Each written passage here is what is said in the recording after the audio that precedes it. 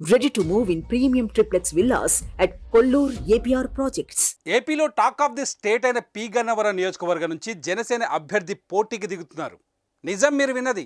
P Gannavaram నుంచి గిడ్డి సత్యనారాయణ పోటీ చేస్తున్నారని జనసేనాని పవన్ కళ్యాణ్ కొద్దిసేపటి క్రితమే ప్రకటించారు. అయితే ఈ నియోజకవర్గం చాలా సెన్సిటివ్. ఎందుకంటే పి గన్నవరం నియోజకవర్గానికి టీడీపీ జనసేన ఉమ్మడి అభ్యర్థిగా ముందుగా సరిపెల్ల రాజేష్ అలియాస్ మహాసేన రాజేష్ను ప్రకటించారు. అయితే తన అభ్యర్థిత్వాన్ని చాలామంది వ్యతిరేకించారు.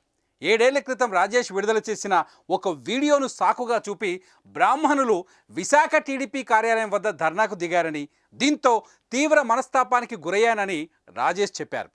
ఈ పరిణామాలను ప్రస్తుత ఎన్నికల్లో టీడీపీ జనసేనకు నష్టం కలిగించేలా ఉన్న దృష్ట్యా పోటీ నుంచి తప్పుకుంటున్నట్లు రాజేషే ప్రకటించారు. అంతేకాదు వైసీపీపై విమర్శలు గుప్పించారు రాజేష్.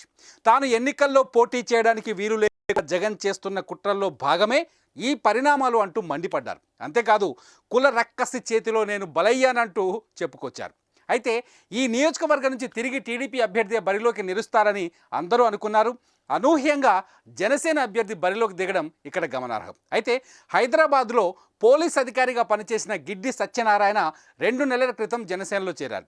గిడ్డి సత్యనారాయణకు ఎన్నికల నియమావళి నిబంధనలతో కూడిన పత్రాలను పవన్ కళ్యాణ్ అందజేశారు. సుమన్ టీవీలో మీ పర్సనల్ అండ్ బిజినెస్ ప్రమోషన్స్ కోసం కింది నెంబర్కి కాంటాక్ట్ చేయండి.